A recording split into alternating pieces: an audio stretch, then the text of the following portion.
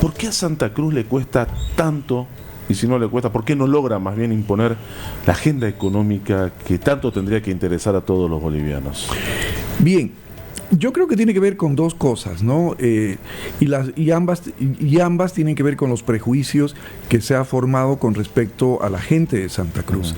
Prejuicios tanto de adentro como de afuera, es decir, los propios cruceños nos hemos encargado de proyectar una imagen que luego ha sido muy difícil y es todavía muy difícil de, digamos, disipar esa imagen que hemos creado nosotros y que alguna gente, algunos sectores de Occidente pues se encargan de repetirla permanentemente. ¿Qué tipo de imagen? Sí, esa imagen tiene que ver con los prejuicios con respecto a lo político, con respecto a lo intelectual, filosófico y cultural.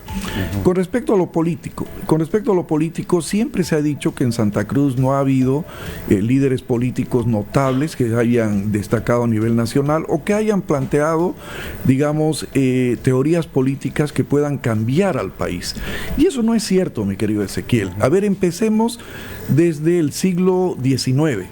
El año 1876, Andrés Ibáñez lanza un manifiesto que está considerado por los estudiosos del marxismo, entre ellos Guillermo Lora, el gran intelectual que escribió cerca de 80 libros, intelectual marxista. Él fundó el Partido Obrero Revolucionario y escribió como 80 libros acerca del movimiento obrero boliviano y de la revolución. Y el mismo Guillermo Lora dice que el verdadero precursor del socialismo en Bolivia es Andrés Ibáñez. Recordemos que el manifiesto comunista ya se había publicado en 1848, es decir, 30 años antes. Por lo tanto, Andrés Ibáñez ya de alguna manera había logrado leer ese manifiesto y embeberse de esas teorías, y por eso el manifiesto de los igualitarios, que es un manifiesto precursor de lo que viene a ser, lo que va a venir a ser luego el socialismo en Bolivia. Eso creo que es importante para que la gente sepa que en Santa Cruz ha habido gente que también ha generado corrientes de opinión política e ideológica, por un lado. Por otro lado, ya estamos, eso fue en 1876, llegamos al 1900 y hay que hablar necesariamente, Ezequiel, del memorándum de 1904, porque es un memorándum que piensa en el país, es un memorándum en el que un grupo de cruceños le plantea a Bolivia una manera de encarar el desarrollo del país, pero ya no solamente desde el punto de vista de la salida al mar, que la habíamos perdido, sino buscando otras alternativas por el Atlántico. Eso me parece fundamental. 1904. Hasta el día de hoy. 1904, el memorándum de 1900. Eso me parece fundamental y que todavía pues hay gente que no entiende la magnitud de ese proyecto, ¿no? Parte política, económica. Seguimos. En el año 1984 todavía no existía el Estado unitario con autonomías como existe ahora. Era un Estado unitario absoluto. Es decir, se elegía presidente y el presidente designaba a prefectos y alcaldes. Es decir, los bolivianos no elegían gobernadores y alcaldes. Pues, ¿quién fue el primero que se animó a lanzar una convocatoria para que el pueblo elija a su alcalde? Un cruceño.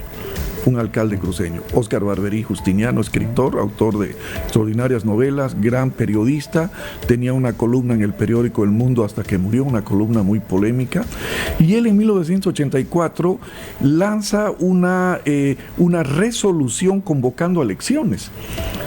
Obviamente esto le significó gobierno de Hernán Siles Suazo, Estado unitario, y esto le significó a él que lo destituyan inmediatamente. Pero ese es el antecedente inmediato para que años después el pueblo pueda elegir a sus alcaldes, fíjate. Mira, ¿no? Ahí estamos hablando de un cambio político fundamental en la historia de Bolivia. Luego, seguimos. Las autonomías. El pueblo boliviano, todo Bolivia, le debe las autonomías, incorporar el concepto de autonomías en esta Constitución a Santa Cruz. Sí. El famoso cabildo, el primer cabildo, fue por eso, por las autonomías. Entonces no podemos negar eso. Y antes de eso tampoco podemos negar el aporte de intelectuales cruceños como Carlos Hugo Molina y otros en la redacción de la Ley de Participación Popular, que cambia la redistribución del dinero, ¿no?, que antes lo hacían los presidentes a su regalado gusto, a una redistribución por número de habitantes, que es una redistribución que se mantiene hasta ahora. Entonces ya ves, eso en la parte parte política... En la que existen tantas trabas también, que existen ¿no? tantas trabas. Eso en la parte política, Ezequiel, sin duda alguna hemos aportado muchísimo, ¿no? Ahora, en la parte filosófica, intelectual y cultural, también existe un gran prejuicio en el sentido de que los cruceños no hemos tenido o no tenemos gente con la capacidad intelectual, literaria y filosófica de proyectar hacia el mundo. Y de eso nos hemos encargado también nosotros mismos, por no destacar nuestros propios valores. Año 1851 se funda en la ciudad de Santa Cruz la Sociedad Filética. Esto está documentado por uno de los mayores historiadores de Bolivia, valga el término, Humberto Vázquez Machicao, en un folleto que se publicó el año 1934 y que fue presentado en Sucre, en la capital, en la Universidad Mayor y Pontificia de San Francisco Javier de Chuquisaca, que el nombre es Sango, ¿no? Ahí presentó el folleto que se llama El aporte cruceño a la cultura boliviana. Y ahí él establece que ya en 1851, cuando Santa Cruz apenas era un pueblito de unos cuantos miles de habitantes, ya había gente interesada en la filosofía, en generar debate filosófico con los pocos libros que llegaban de Europa a esta parte del continente. Entonces hay un antecedente pues notable y antiguo de que en Santa Cruz sí se hacía y se discutía pensamiento filosófico. Fíjate, eso es bien interesante, que hay que y nosotros los cruceños somos los responsables de no hacer conocer eso. ¿Y por qué no aterriza todo eso? O sea, ¿por qué no logra la fuerza finalmente de imponer ese liderazgo, de sentir que hay un liderazgo cruceño más allá de Santa Cruz, ¿no? Exacto, más allá de Santa Cruz. Porque mira, hay algo que los cruceños no terminamos de entender, y es algo que todas las teorías políticas lo plantean, pero que nosotros no lo entendemos, y es que al mayor desarrollo económico le debe corresponder el desarrollo político. Santa Cruz tiene el mayor desarrollo económico de Bolivia. Todos los presidentes de izquierda o derecha reconocen que somos el motor del desarrollo. Pero no va la política acompañada. La locomotora del desarrollo, etcétera, etcétera. Pero no, a eso no se acompaña la política. ¿Por qué? Porque quizás a nuestros empresarios no les interesa solamente ganar dinero, que está muy bien que lo hagan, ¿no es cierto? Para eso son empresarios, pero ellos también deberían, ¿no es cierto?, generar al mismo tiempo algo que sí se ha hecho desde el mundo de la cultura, fíjate, te voy a dar un detalle muy curioso que tal vez nuestros amigos paceños no lo tengan, ¿no? La primera casa de la cultura del país no se funda en La Paz, se funda en Santa Cruz, año 1968. 6 años después, años 1974, se funda en la ciudad de La Paz la Casa de la Cultura. Pero ahí agarro, ¿por qué la cultura sí y por qué los políticos no? Porque líderes políticos hay en Santa Cruz, pero ¿por qué no trascienden o por qué no terminan recibiendo el apoyo? ¿Es una mala observación finalmente de la ciudadanía, del boliviano mismo? De ambos, del boliviano y del cruceño. El cruceño no termina de entender su papel, su rol dentro del desarrollo económico. No termina de entender que a mayor desarrollo económico le correspondería el papel político preponderante. En todas las ciudades del mundo, las ciudades que tienen mayor desarrollo económico son las ciudades que plantean la mayor cantidad de líderes políticos. Eso es lo que nos falta líderes que además piensen no solo en la región, que piensen en el país. Es decir, ¿qué es lo que nos falta a nosotros? Pensar Bolivia desde Santa Cruz. Y tengo la percepción, me la corrige, pero claro, la percepción de que cuando algún político llega a la ciudad de La Paz en cargos importantes, ministros en este caso, cambia la visión. Tengo entendido de que, o sea, se me ve como que va a hacer todo por Santa Cruz, se dice de aquí, ¿no? Y se llega allá y hay otra visión, cambia la visión. Sí, yo estoy plenamente de acuerdo contigo. No creo que cambie la visión. En realidad la política no te cambia la visión, te saca lo peor, ¿no? Entonces, yo creo que la mayoría de esa gente que ha llegado a cargos de poder y se ha trasladado a La Paz de ministros, lo estamos viendo ahora con el tema del censo, por ejemplo. Todos los ministros cruceños del gabinete de Arce, lo único que han hecho ha sido intentar justificar lo injustificable. Es decir, no piensan Santa Cruz desde La Paz. ¿Te das cuenta? Es como si se olvidaran que han nacido en un lugar. Y no lo estoy diciendo en el sentido regionalista. No, de ninguna manera, porque ya hay que olvidarse de eso para pensar el país, pero pensar el país desde el lugar que uno es. Es decir, el hecho de que uno trabaje para el gobierno en un alto cargo no significa que uno debería dejar de lado sus principios, ¿te das cuenta? Y la verdad, ¿no? Es decir, hay verdades incuestionables que lamentablemente, y no solo los ministros de este gobierno, como tú dijiste, de todos los anteriores gobiernos, llegan a la paz y es como si el poder sacara lo peor de ellos mismos. A ver, el más cercano, Banzer. Sí. ¿No? En su perspectiva, ¿pudo mantener una visión cruceña desde La Paz? No. No lo hizo. Apoyó sin duda alguna a la empresa cruceña con créditos, ¿no? Trajo créditos, sin duda alguna endeudó el país con más de 2.000 millones de dólares en esa época. Los créditos fueron distribuidos por igual, no solamente a Santa Cruz, pero lo que le faltó a Banzer, creo yo, es generar procesos de liderazgo político. Acá, claro, hay que entender que él era un dictador, entonces no era su papel, ¿te das cuenta? No tenía otra claro, concepto. Él tenía otra perspectiva, ¿no? Pero ya en la época democrática del año 1982 a esta parte, pues no hemos podido generar ese tipo de líderes, porque tal vez su discurso no sea tan nacional como debería ser. Pero Luis Fernando Camacho, más allá de algunas cosas que ella puede hacer, logró finalmente unificar una movilización nacional que terminó en lo que todos sabemos, pero no pudo trascender después por cuestiones políticas en el medio, malas aplicaciones de políticas de quienes llegaron al gobierno, que finalmente lo enterraron, y tal vez por saltar pasos.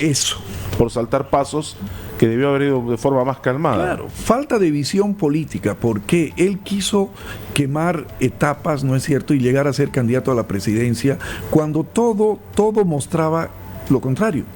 Y ahí el buen líder político tiene que saber mirar lo que está sucediendo. Y la gente que lo acompaña, sus asesores, tienen que también asesorarlo. Y creo que eso mismo que le pasó a Camacho está sucediendo ahora con muchos de los candidatos a la presidencia que no están entendiendo que su papel puede ser otro. Por ejemplo, fíjate, mira, yo creo que el actual rector de la René Moreno, Vicente Cuéllar, es un buen candidato, pero no para la presidencia. Creo que es para gobernador. ¿Por qué? Y te lo digo. La ausencia de Camacho, el hecho que esté en la cárcel, no vamos a decir las razones como tú lo señalaste, ha generado en Santa Cruz un vacío de liderazgo. Santa Cruz ahorita no tiene un líder, porque su líder no está, ¿no? Ese vacío de liderazgo lo puede tomar Vicente Cuéllar, porque sin duda alguna tiene todas las condiciones, es un buen líder, lo ha demostrado, pero él prefiere proyectarse a nivel nacional cuando no tiene ningún chance a nivel nacional. ¿Somos muy reaccionarios? Más que planificadores, totalmente. O sea, reaccionamos en el momento, pero no decimos, voy a ir paso a paso, primero, seré concejal, alcalde, gobernador, eso una fórmula normal. Reactivos. ¿Somos muy reactivos? Sí, somos muy reactivos y pensamos además que somos dueños absolutos de la verdad. Creo que eso es algo que sin duda alguna, le está haciendo daño a Santa Cruz. Sí. ¿Y cómo se podría cambiar esto? Pues a través de la lectura. Tengo una amiga, Claudia Vaca, filóloga, ha terminado su doctorado en Salamanca y su tesis ha sido la poética del e-lector, pero e-lector. Ella plantea cómo a través de la lectura, a través de la cultura, la gente puede tener mayor posibilidad de elegir, porque va a tener mayor posibilidad de comprender la realidad a través de la lectura. ¿Te das cuenta? Es decir, en la medida que más libros leamos, vamos a tener más opciones para elegir y vamos a elegir la mejor. Pero cuando digo de cambiar, porque a mí se me pasa por la cabeza que llegan las elecciones y aparecen. Sí. No hay un constante trabajo para ir construyendo a la persona hacia la política. Lo estamos viviendo ahora. Si no, hoy preguntamos, y bueno, se va, por decirlo, se va el presidente Arce, no Evo, ¿quién hace la oposición? Hoy se pregunta, es la pregunta de la calle. Gran pregunta. Es la pregunta de ¿quién es la oposición hoy? Y si preguntamos, bueno, ¿quién es, pero de Santa Cruz, quién? ni de Santa Cruz ni del resto del país, lamentablemente, en este momento, porque fíjate... Pero ¿por qué en Santa Cruz con tanto liderazgo? Porque ha tenido liderazgo. Y muy bueno. Se ha mostrado Rubén Costas en su momento, lo tuvo el doctor Germán Antelo en su momento. Han pasado líderes cívicos que han marcado una situación, han llegado a ser gobernador, como el caso de Rubén Costa, un Camacho que también pintaba capaz en el futuro para tener algo más grande, que quemamos etapas. ¿Por qué no se termina de afianzar ese camino y lograr escalar más arriba? Pero no solamente con cabeza, con cuerpo, porque no es nada más poner al que está arriba, sino pintar todo el cuerpo para reflejar obviamente una Bolivia dentro de ese cuerpo. Sí, mira, creo que además de algunas de las razones que hemos señalado, existe lamentablemente en Santa Cruz algunos sectores que podríamos decir que tienen una mentalidad retrógrada que no ayuda a la consolidación de los liderazgos, y me refiero a ciertos sectores oligarcas, pudientes, con mucho dinero, que todavía mantienen un discurso conservador y hasta podemos decir racista en algunos casos, que sin duda alguna eso aleja, digamos, la posibilidad de que un líder cruceño pueda llegar a enamorar, a seducir al resto del país, justamente por los prejuicios. ¿Te das cuenta? No, los cambas son así, ¿no? Esos son los prejuicios que nosotros como cruceños somos los responsables de destruir, de eliminar, para proyectar el verdadero cruceño, ese cruceño que piensa en el país. Esta ciudad y este departamento no sería lo que es sin los migrantes. Obvio, pero el migrante que llega se vuelve más cruceño que el cruceño. Sí, también. ¿O no? Entonces, ¿por qué no podemos hacer que Bolivia se vuelva más cruceña? Pues, claro, ¿no? Esta ciudad es la ciudad más boliviana de todo Bolivia, en el sentido de que más bolivianos viven acá. Pero el que llega se vuelve cruceño, o sea, adopta el ango, el lingo, el cruceñango. Yo creo que es pero ¿por qué no podemos hacer que esa adopción sea a nivel Yo nacional? creo que es una pregunta que tendremos que resolverla entre mucha gente, sociólogos, antropólogos. No, eso es mirada cegada, somos nosotros hablando, ¿no? Pero porque realmente está bueno instalar el debate. Realmente es un misterio. No, me encanta que lo hayas instalado. Es un misterio que hay que ir hablándolo. Porque mira, para cerrar el tema, me faltaba el tema de la cultura, ¿no? Algo hemos hablado. Mira, por ejemplo, la BBC de Londres hizo una encuesta hace unos años atrás, ¿no es cierto?, de los 100 libros más destacados del mundo. Y entre esos 100 libros está nada menos que el libro América y otros poemas de Raúl Otero Reiche. ¿Ya? Fíjate que en Bolivia, cuando salió la noticia de la BBC, ningún periódico se hizo eco. Yo lo saqué en el Face y otra gente empezó a sacarlo, y recién el periódico Los Tiempos de Cochabamba hizo una nota, ¿no? Pero esas son las cosas que nos faltan. Ahora, fíjate, la vanguardia literaria boliviana en el exterior son escritoras cruceñas. Giovanna Rivero, Liliana Colanzi, Magela Boduán, que no es cruceña, pero que vive aquí hace mucho tiempo, y por lo tanto, como yo, la considero cruceña. Yo no nací aquí, pero nadie me puede decir que no soy cruceño, porque me da la gana de serlo. ¿No? Claro. Cruceño nace donde quiere. Claro, así es, ¿no? Soy orgulloso de ser veriano, pero también de ser cruceño. Y fíjate, tenemos uno de los mejores guitarristas del mundo, Piray Vaca. Tenemos pintores, tenemos músicos, tenemos escultores, tenemos absolutamente todo, ¿no es cierto? Y si tenemos todas las condiciones como para crear lo que nos falta, el liderazgo político. Y que desde Santa Cruz podamos unir al país. ¿Qué es lo que nos falta ahora, por ejemplo? Un discurso conciliador. ¿Te das cuenta? Hasta ahora hemos mantenido una reacción, con lo que tú dices, al discurso de Occidente, que es un discurso de conflicto, ¿no? Nosotros lo que debemos no es reaccionar a ese discurso de conflicto, debemos hacer lo contrario, un discurso conciliador de unidad.